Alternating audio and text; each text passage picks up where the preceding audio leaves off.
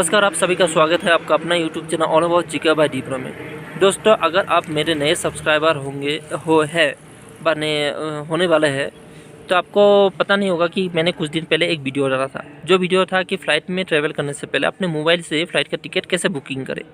तो अगर फ़्लाइट का टिकट बुकिंग हो गया, सब कुछ ख़त्म हो गया, उसके बाद हम आते हैं कि फ़्लाइट में ट्रैवल कैसे करें। फ़्लाइट में ट्रैवल करते समय किन किन बातों का ध्यान रखना चाहिए। तो जैसे हम अपना फ़्लाइट का टिकट बुकिंग करते हैं तो हमें PDF फॉर्मेट में एक टिकट मिलता है। PDF पोर्टेबल डॉक्यूमेंट फॉर्मेट में एक टिकट मिलता है। और जब अगर आप उस टिकट को प्रिंट आउट कराएंगे तो ऐसे ही A4 साइज़ का एक पेपर में आपको अपना टिकट मिल जाएगा। अभी टिकट मिलने के बाद हमें करना क्या है, तो आजकल एक नया रूल लागू हुआ है। रूल मतलब जैसे कोरोना जब आया था तब से ये रूल लागू हुआ है कि हमें वेब चेक इन करना ज़रूरी है। तो आप लोग सोच रहे होंगे कि वेब चेक इन क्या है। वेब चेक इन मतलब कि हमें ऑनलाइन ही हमारे सामान जो हम सामान जमा करेंगे व हमारा जो सीट नंबर इशू करेंगे उसका ब्यौरा देना होता है, हमारा अपना ब्यौरा, और उसी के हिसाब से हमें सीट नंबर अलॉट होता है व सीट नंबर हम बैग के बारे में बता देते हैं। चेक इन के बारे में मैं किसी और वीडियो में बात करूंगा, अभी मैं इस बारे में नहीं बोलूँगा। लेकिन जैसे आप टिकट ले लेते हैं, वेब चेक इन कर भी लेते हैं, पर नहीं भी करे तो आप जब एयरपोर्ट में जाएंगे वहाँ पर भी आप लोगों को कर देते हैं। पहले ये नियम था कि पैसा लेता था, लेकिन अभी कुछ दिन बाद मैंने पूछा था तो उन्होंने बोला कि सर अभी जो पैसे का रूल है वो ख़त्म हो गया है। तो अगर ख़त्म हो गया है तो अच्छी बात है। अगर आप जब पहले अपना टिकट लेंगे और आप जब एयरपोर्ट में जाएंगे तो एयरपोर्ट में 2 गेट आपको मिलेगा। एक डिपार्चर गेट होता है और एक है अराइवल गेट। डिपार्चर मतलब है एंट्री गेट, मतलब जहाँ से हम एंट्री करेंगे। डिपार्चर मतलब उड़ जाना, फ्लाइट चले जाते हैं, उस हिसाब से उस गेट का नामकरण किया गया है। और अराइवल मतलब जब फ्लाइट आता है उसी के, लेकिन अराइवल का मतलब एग्जिट ही होता है। तो जब आप टिकट लेके जाएंगे तो आपको हमेशा डिपार्चर गेट में ही पहुँचना है। और डिपार्चर गेट में इंग्लिश में भी लिखा रहेगा, कहीं कहीं हिंदी में भी लिखा और अपने रीजनल भाषा में भी लिखा रहता है, तो कोई असुविधा नहीं होगा कि गेट कैसे ढूंढना है। तो आप जैसे डिपार्चर गेट में जाएंगे तो आपको आपका टिकट दिखाना होगा कि आप उसी डेट में आप ट्रैवल कर रहे हो। तो आपको ऑथेंटिकेशन के लिए आपका ID मांगा जाएगा। आप सोच रहे हैं कि ID क्या है, कॉमन है आपका जो आजकल ID है, आधार कार्ड आप दिखा सकते हैं, लेकिन वो हार्ड कॉपी होना चाहिए। अगर आप सॉफ्ट कॉपी में अपना आधार कार्ड दिखा रहे हैं तो वो डिजी लॉकर में होना चाहिए। PDF फॉर्मेट में ऐसे आप अगर पहले से सेव करके रखे हो तो वो मतलब मायने नहीं होता। वो जो CISF सिक्योरिटी देखता है एयरपोर्ट का, तो वो मानता नहीं है। अगर आपके पास आधार कार्ड नहीं है, आप पान कार्ड दिखा सकते हैं, ड्राइविंग लाइसेंस दिखा सकते हैं, मतलब गवर्नमेंट द्वारा जो जो इशू किया गया आपको ID कार्ड है वो आप दिखा सकते हैं। जैसे आप कोई सेंट्रल एम्प्लॉई है तो सेंट्रल एम्प्लॉई कार्ड दिखा सकते हैं, स्टेट एम्प्लॉई है तो स्टेट एम्प्लॉई कार्ड दिखा सकते हैं। ठीक है, आप जब ये सब दिखाएंगे तो आपका वेरिफिकेशन किया जाएगा, मतलब चेहरा देखा जाएगा, आपका नाम वगैरह मिला जाएगा टिकट के साथ। जो और याद रखना, जो आप टिकट में नाम देते हो ना, वो आपके ID के साथ मैच होना ज़रूरी है। वो गलती मत करना कि नाम कुछ है और कुछ और डालिए, वो थोड़ा परेशानी हो जाता है। और अगर ट्रैवल करने के दौरान परेशानी का सामना करने में बहुत लोग कन्फ्यूज हो जाते हैं, तो ये बात आप लोग ध्यान रखना। जैसे आप लोग टिकट दिखा के आप जब अंदर जाएंगे तो आपको 2 मशीन मिलेगा। 2 मशीन मतलब इसलिए मैं बोल रहा हूँ, कहीं के बड़े एयरपोर्ट में, मतलब जहाँ पे आप बैग जमा करेंगे, कहीं कहीं एयरपोर्ट में, छोटे एयरपोर्ट में ऐसा होता है कि पहले बैग को चेक किया जाता है एयरलाइंस द्वारा। जो एयरलाइंस आपका होगा वही एयरलाइंस आपका बैग चेक करेगा। जैसे आपने इंडिगो फ्लाइट में अगर टिकट बुक किया है तो इंडिगो वाले एयरलाइंस जो है वो आपका बैग चेक करेगा। वो बैग चेक आपके कोई मशीन द्वारा करता है। और कुछ बड़े बड़े एयरपोर्ट में क्या होता है, पहले चेक नहीं करता, पहले आपसे जमा ले लेता है, उसके बाद वो लोग चेक करता है। अगर कोई प्रॉब्लम वगैरह मिले आपके बैग में तो वो आपको वापस बुलाता है। तो छोटे एयरपोर्ट में ये, छोटे और बड़े एयरपोर्ट में ये डिफरेंस है कि छोटे एयरपोर्ट में क्या होता है, पहले बैग चेक हो जाता है, उसके बाद टैग लगाया जाता है, उसके बाद आप जाके चेक इन काउंटर उसी को बोला जाता है जहाँ पर एयरलाइंस वाले आपका बैग जमा लेते हैं। जो फ्लाइट की, मतलब कॉमन भाषा में बोले तो फ्लाइट की डिक्की में जो बैग जाता है वो जमा लेता है, वही चेक इन काउंटर होता है। तो चेक इन काउंटर में अगर आपने वेब चेक इन क्या है तो आपके पास पहले से बोर्डिंग पास रहेगा, तो वो बोर्डिंग पास नहीं रहेगा। अगर आपके पास पहले से है तो आपको पूछेगा कि सर आपने बोर्डिंग पास निकाल लिया, तो अगर बोलेंगे कि हाँ मेरे पास है तो वो लोग नहीं देगा, अगर नहीं है तो वो लोग दे देगा, ऐसा कोई बात नहीं। और चेक बैग में बैग का भी 2 कैटेगरी होता है। आप याद रखना। तो मैं आपको दिखाने के लिए मैं अपना बैग लेके आया हूँ, तो आप देखिए इस बैग को। तो मैं आपसे पहले जो बोल रहा था कि बैग का भी 2 कैटेगरी आता है। जो आप मेरे साथ देख रहे हैं, मेरे वीडियो में देख रहे हैं, ये जो बैग है इसको हैंड बैगेज बोला जाता है, मतलब हाथ में ले जाने वाला बैग। और एयरलाइंस का रूल ये है कि जो हैंड बैगेज है वो आप 7 केजी तक लेके जा सकते हैं। और उसके बाद ये जो बैग देख रहे हैं, ये चेक इन बैगेज बोला जाता है, रजिस्टर बैगेज बोला जाता है, होल्ड बैगेज बोला जाता है, कुछ भी बोला जाता है, जो फ़्लाइट की डिग्गी में जाता है। तो ये क्या है, इसका वेट होता है 15 केजी। आप 15 केजी तक लेके जा सकते हैं, लेकिन कुछ बातों में थोड़ा अलग होता है। जैसे बिज़नेस क्लास वाले थोड़ा ज़्यादा ले जा सकते हैं, 25 केजी तक ले जा सकते हैं। और जो ये हैंड बैगेज है, ये हैंड बैगेज वो लोग 12 केजी तक ले जा सकते हैं, लेकिन जो इकोनॉमी वाले हैं वो हैंड बैगेज 60 केजी तक लेके जा सकते हैं। और जो चेक इन बैगेज है वो 15 केजी तक ले जा सकते हैं।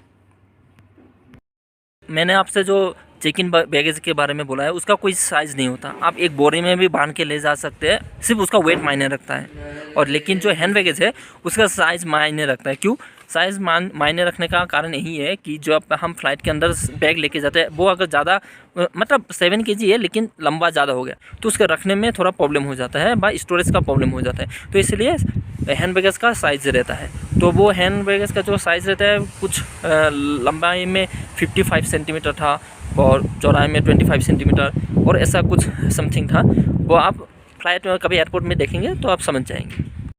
अब अपने चेक इन काउंटर में जहाँ पर बैग जमा होता है, अपने एयरलाइंस के पास अपना बैग दे दिया। उसके बाद जब आप बैग देंगे तो बैग किस भरोसे पे देंगे, ऐसे तो नहीं देंगे। तो ये भी एक रूल है, तो वो सबका तो एक रूल होता है। तो उसी के हिसाब से बोर्डिंग पास के पीछे ऐसा स्टिकर लगा देगा, आपको मिल जाएगा ऐसा वाला स्टिकर। और इसमें कुछ नंबर रहता है जो आपके बैग के जो बैग में भी एक स्टिकर लगा, उस स्टिकर के साथ एक रहता है। तो आप अगर आपके साथ मतलब आपके जैसा ही और एक बैग मिल जाए तो आप कंफ्यूज हो जाते हैं, तो आप अपना ये नंबर मिला के आप चेक कर सकते हैं कि ये मेरा बैग है कि नहीं। तो अभी हो गया बैग जमा करने के बाद। बैग जब जमा कर लेते हैं उसके बाद क्या करना है, बैग जमा करने के बाद हमें जाना पड़ता है अपना सिक्योरिटी चेक करना। हमें अपने शरीर का और अपने हैंड बैगेज का सिक्योरिटी चेक करना है। और जहाँ पर हम जाएंगे उसको बोलते हैं SHA, मतलब सिक्योरिटी होल्ड एरिया। मैं उसका फुल मीनिंग दे रहा हूँ नीचे। तो सिक्योरिटी होल्ड एरिया में जब आप जाएंगे तो वहाँ पे मतलब बहुत सारी मशीन लगे हुए होंगे आप और आप लोगों को फॉलो करना है। बस वहाँ पे जो बैग डलवाता है सामने से वाले सारा सिक्योरिटी प्रोसीजर करता है, वो आपको हमेशा हर चीज़ बताता रहता है। आपको कोई डरने की चीज़ नहीं, मतलब बात नहीं है। आप उनसे पूछ सकते हैं कि हमें क्या क्या निकालना है, क्या क्या रखना है अंदर, तो वो आपको अच्छे से बताए। तो सबसे पहले मैं ही बता देता हूँ कि क्या करना है। अगर आपके बैग में लैपटॉप है, कैमरा है, लैपटॉप का चार्जर है, व कुछ इलेक्ट्रॉनिक सामान है, व कुछ ऐसा सामान है जो समझ नहीं आ रहा है, मतलब इलेक्ट्रॉनिक बहुत भरा पूरा है, तो आपको वो निकाल देना चाहिए। ब्लेड वगैरह, चाकू वाकू, ये सब बिल्कुल हैंड बैगेज में लेके नहीं जा सकता। जो आपने पहले बैग जमा कराया उसमें आप ले जा सकते हैं। तो उसमें आप जब बैग डालेंगे तो आपका बैग वो जो एक्सरे मशीन है उससे पास होगा, उससे ही सारा मालूम पड़ जाएगा आपके बैग में कौन कौन से सामान जा रहा है, कौन कौन से ले जाने योग्य है और कौन सा सामान आप ले नहीं जा सकते, वो उधर ही आपको मतलब पता चल जाएगा। तो जब ऐसे ही सिक्योरिटी आपका बैग का हो जाएगा तो आप अपना सिक्योरिटी चेक करने के लिए आगे बढ़ेंगे। तो आप जब अपना सिक्योरिटी चेक कराएंगे तो आपके पास मोबाइल, वॉलेट वगैरह कॉमन चीज़ रहता है, तो आपके पास एक भी सामान नहीं रहना चाहिए। तो आप उसको अपने हैंड बैगेज में डाल दीजिए ताकि ना खोए।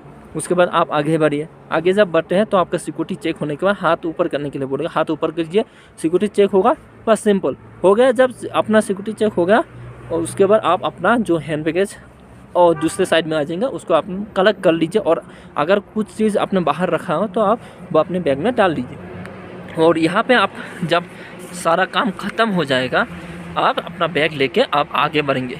और जहाँ पे आप आगे बढ़ेंगे उस जगह को आप मतलब जहाँ से मतलब होल्ड एरिया बोलते हैं, आप होल्ड करेंगे उधर बैठ के आप जब तक आपका फ़्लाइट का टाइम नहीं होता। लेकिन जब फ्लाइट का टाइम हो जाता है तो जिस गेट से आपको लेके जाया जाएगा उस गेट को बोलेंगे बोर्डिंग गेट। और बोर्डिंग गेट से जाते समय आपको जो आपके पास एक बोर्डिंग पास दिया गया था ये वाला, वो आपको दिखाना पड़ेगा। वहाँ पे स्कैन होगा स्कैन इसलिए होता है कि आप फ्लाइट में चलने वाले हैं, आप मतलब आ गए हैं, कि आप बैग जमा करके कहीं भाग नहीं गए, वो चेक करता है। उसके बाद जब आप बोर्डिंग पास स्कैन हो जाएगा तो आप आगे बढ़ेंगे। मैनुअली भी होता है और ऑटोमेटिकली भी होता है, जो इलेक्ट्रॉनिक कुछ स्कैनर वगैरह होता है उससे भी होता है, कोई उसमें हमारा कोई लेन देन नहीं है। जैसे उनका एयरलाइंस का अपना अपना एक गाड़ी आएगा, उस गाड़ी में आते ही आपको चढ़ना है, गाड़ी में बैठना है और आपको डायरेक्ट लेकर जाया जाएगा आपकी जगह, मतलब आपकी फ़्लाइट में। जो आपको बहुत लोगों का सपना होगा कि फ़्लाइट में चलना है, फ़्लाइट में चलना है, तो वो आपका सपना पूरा हो जाएगा। आप जब जैसे गाड़ी से उतरेंगे तो आपका बोर्डिंग पास चेक किया जाएगा। उधर भी कुछ प्रोसेस करते हैं, अगर कहीं के बड़े एयरपोर्ट में वो नहीं करते। बड़े एयरपोर्ट में क्या होता है, जो पायर बोलता है बिल्डिंग के साथ ही एक ओवरब्रिज सा लगा रहता है फ़्लाइट के साथ, तो डायरेक्ट एंट्री हो जाना है। लेकिन कुछ छोटे एयरपोर्ट में क्या होता है कि आपको बस से लेके जाया जाता है। बड़े एयरपोर्ट में भी लेके जाया जाता है, लेकिन छोटे एयरपोर्ट में ज़्यादा करते हैं वो लोग। तो जैसे ही आपको लेके जाया जाएगा तो आपको आपका बोर्डिंग पास में ही आपका सीट नंबर दिखाई देगा। तो मैं बोल देता हूँ, जो एक नंबर से 30 20 जो भी हो, एक से लगातार पीछे तक 1 2 ऐसा करके जाता रहे, 1 2 3 4 5, और उसी में आपका अल्फ़ाबेट भी होगा ABC, मतलब हॉरिजॉन्टली, तो आप उसमें बैठना है। आपका सीट नंबर देख के आप बैठा, और उधर बहुत सारे क्रू मेंबर वगैरह रहता है, उनसे आप हेल्प मांग सकते हैं कि मुझे समझ नहीं आ रहा। अगर समझ नहीं आ रहा है तो आपको, तो उसके बाद आप बैठेंगे और उसके बाद वो अपना सारा प्रोसेस आपको बता देगा।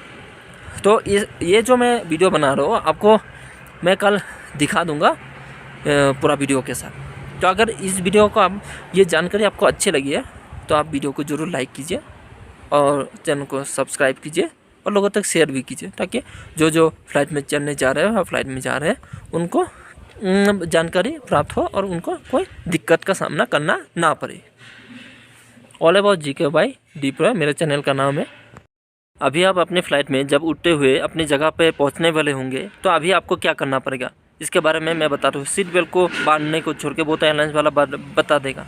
अभी आपको ये करना है, तो सबसे पहले जो आपको चिंता आएगा वो आपके बैगेज के बारे में आएगा कि मैंने जो बैगेज जमा किया था वो कहाँ पे मिलेगा। उसके बारे में चिंता करने की कोई ज़रूरत नहीं है। जब फ़्लाइट पूरी तरह से रुक जाएगा तब एक अनाउंस होता है, उस अनाउंस को आपको गौर से सुनना है कि आपका जो ये फ़्लाइट का जो बैग है आपको इस नंबर बेल्ट पे आपको मिल जाएगा। उस बेल्ट के नंबर को आपको ध्यान पे रखना है, और जब लोग निकलेंगे ना तो लोगों को बस फॉलो करते जाओ, लोगों को फॉलो करते हुए ही, क्योंकि जो आपके साथ आए थे ना वो उन्हीं की जगह पे उनका बैग मिलेगा जहाँ पे आपका बैग मिलेगा, तो उनके साथ फॉलो करते हुए उनके साथ चलते रहो। बस आएगा, ऐसा बात नहीं है कि आप पैदल चले जाओ, बस आएगा, पायर में लगा तो ओवरब्रिज आपका निकाल लेगा, और जब आप पहुंच जाएंगे तो वहाँ पे लिखा हुआ भी होगा कंफर्म करने के लिए कि वही बेल्ट पे आपका बैग है। तो आप उस बेल्ट में लिखा हुआ होगा कि ये जो फ़्लाइट है वो लेह से आया है, फ़्लाइट का नंबर आप मिला लीजिए और वहाँ से बैग कलेक्ट कर लीजिए। बैग कलेक्ट करने के बाद, बैग नंबर मिलाने के बाद, अगर आप श्योर नहीं है तो अपना बैग ले लीजिए। वहाँ पे ट्रॉली मिलेगा, ट्रॉली को लेके आप बैग लेके आप बाहर निकल जाए। और बाहर निकलने वाली जो गेट का नाम बताया था वो था अराइवल गेट। आप जिस गेट से आप बाहर निकल रहे हैं उस गेट को बोलते हैं अराइवल गेट। एक बात ध्यान रखना है, अराइवल गेट से आप अगर बाहर निकल गए ना एक बार तो वापस नहीं आ सकते, ख़त्म, आपका जर्नी ख़त्म। वहाँ पे कि मेरा कोई सामान बाथरूम में छूट गया, वो छूट गया, तो वो बहुत परेशानी का सामना करना, फिर एयरलाइंस के काउंटर पे आपको जाना पड़ेगा। लेकिन ये सब आपके साथ ना हो, इसलिए मैं बता देता हूँ कि आप जब अपना अराइवल के छोड़े सबसे पहले कंफर्म कर ले कि मैंने सारा सामान ले लिया है, और उसके बाद आप अपना जर्नी कंप्लीट करके निकल जाइए।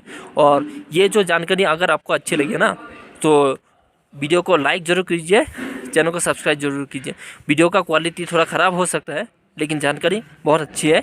आप लोग वीडियो को ज़रूर लाइक कीजिए और चैनल को सब्सक्राइब और लोगों तक शेयर भी कीजिए। और मेरा सब्सक्राइबर कम है, थोड़ा सब्सक्राइबर बढ़ा देना। बस मेरा चैनल का नाम है all about GK by Deep.